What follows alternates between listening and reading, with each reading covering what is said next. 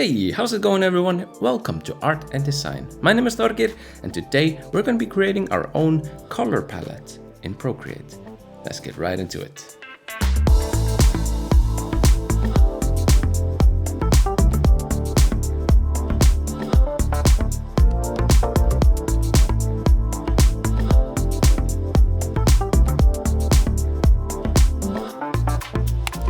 Alright, so first things first, I'm wearing these mittens right here because it's really cold in here. I've turned the radiator up a lot, but it doesn't seem to be doing that much actually. Anyway, so we're gonna select a picture that we like and we're gonna build our color palette on that picture. So I just got this new iPad and this wallpaper right here that you see in front of us is one of the wallpapers that really spoke out to me when I was pretty much setting it up. And I really like the colors on it. I really like the vibrancy of the colors, the way they flow together and all that. And I'm gonna use this as my baseline for creating the color palette that we're gonna be doing in this video. All right, so let's get started. Now the first thing we're gonna do is we're gonna open up the color menu right here and we're gonna navigate to the palettes. Then we're going to click on the plus icon to create a new palette. Now you can rename it if you want, but I'm just going to leave it at this. And I'm going to head over to the classic color picker. Now the reason why I chose the classic color picker is because I think it's a little bit easier to select the saturation and the brightness using these sliders right here compared to sort of guessing where they are on the X and Y axis right here. Anyways, let's start by selecting our primary color. So what is the primary color in this image? Now it is the color that sort of speaks out to you the most. When you look at this image, maybe if you blur your eyes, you can sort of make out a distinct color that is most prevalent. Now we can do this by using Gaussian blur and simply turning up the Gaussian blur. And what we see is a little bit of pink here, yellow here, sort of red, and the white section right here.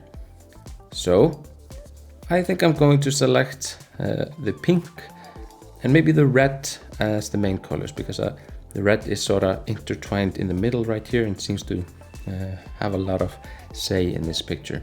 So let's just go ahead and select the most vibrant version of the pink, and that should be something like this. And then I'm going to place that in the middle of the palette. I'll probably have it over here. Okay, then I'm going to select a little bit darker part of it, place that here, and even darker part, place that there. And I'm going to go down like so, selecting a darker and darker section. Now this really works with this kind of image where you see a clear gradient difference between the brightest parts and the darkest parts. Really nice. You can simply create a very nice color palette using this method. We would do the same for the red, like so. Select the most saturated version of the red, put it here. A little bit less saturated, so something like this maybe. Putting it here. Less saturated, like so. And there we go. We sort of just go down it like that. So now we have a pretty good gradient between dark and bright. But what if you don't have the ability to choose the darkest to the most brightest parts of a particular color? What if what you're working with is simply a one solid color like this? How can you create a color palette using just like two very distinct colors? Well, basically, now I am simplifying a little bit here, but basically what you would do is you would select this color right here and you would place it like so. And then what you would do is simply decrease the brightness and increase the saturation just a bit. And you would decrease the brightness, increase the saturation just a bit. And you would go down like so, always decreasing the brightness of it while increasing the saturation just a tad until you get to the lowest and most saturated version of the color. Now if you want to know why I increase the saturation as I decrease the brightness, do let me know in the comments down below. It has to do with color theory, and I'm thinking about doing a video about color theory in the future, but this sort of method really works really well if you have a single color like so, just decreasing and increasing, decreasing brightness, increasing saturation. You can get some really nice gradient curves using this method. Now I'm just gonna delete these because we're gonna continue selecting the colors in the traditional way, just picking them up from the image. All right, the next one is the orange, like so. I'm gonna place the highest value of the color right over here.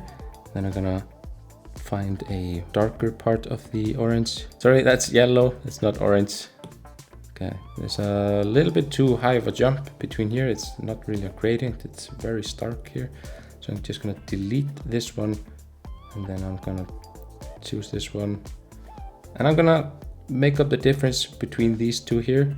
And I'm gonna simply tap on them like so, just to see the brightness difference between them. So one is here and the other one is here. So I'm gonna go somewhere in the middle, like right around there.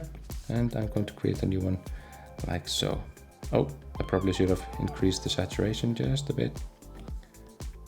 Yeah, something like this. All right, so now we have pink, we have red, we have yellow, and what else we have? We have the gray, of course. And I'm going to select the gray, and I'm going to place that next to the color that it seems to be surrounding the most. So the gray seems to be surrounding the red the most. So I'm going to place the highest brightness of the gray next to the red. And then I'm going to go down the brightness scale from that, selecting a darker and darker color until we reach the end over here. Now, one thing that you might notice when I'm using the color picker is that you see the color picker is split in two. We have the top and the bottom half right here.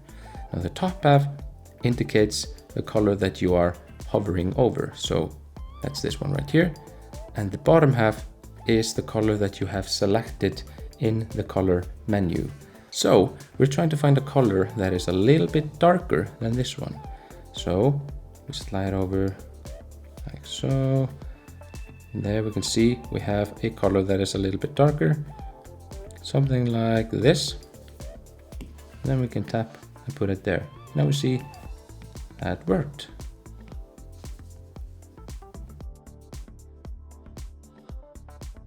And the final color that I'm going to select is this one. Place that over here. Now what I would do is I would go ahead and try to find the colors that might be mixing with the other colors. So we see here we have the yellow mixing in with a little bit of the red. Red seems to be flowing a little bit here, and the yellow seems to be flowing here, and they seem to be mixing into this beautiful orange. So I'm going to select the edge of the yellow right here, and then I'm going to create a color gradient from yellow to orange. Something like this. All right, so I think we're pretty much set to go. The only thing that I really want to do is I want to create a variety of dark colors, something that I can just pick up and use sort of on the go. I'm just going to select a dark section right here. I'm going to place that there. I'm going to select a dark purple, place that there. Maybe a dark orange. That could be nice. Something like this.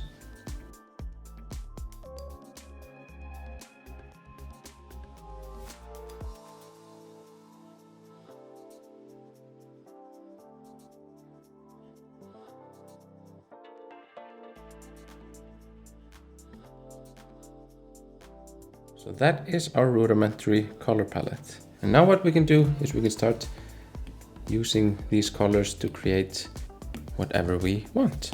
So we can start laying down a bit of the primary darkest color. If we want to go from dark to white or dark to bright, we just kind of, the pink is actually the main color, but you get the idea. Start laying down the primary colors, then you go with the secondary colors and surround the primary colors. The main thing is we're trying to figure out, trying to get a a selection of colors that go well together and that you can use to make your pictures better. Now, I'm going to be making a video about this method to create an abstract art, and you'll see that in the next video. But that's going to be it for this video. I want to thank you all very much for watching. Don't forget to comment, like, and subscribe if you like the video. But other than that, take care, have a wonderful day, see you in the next one. Bye bye.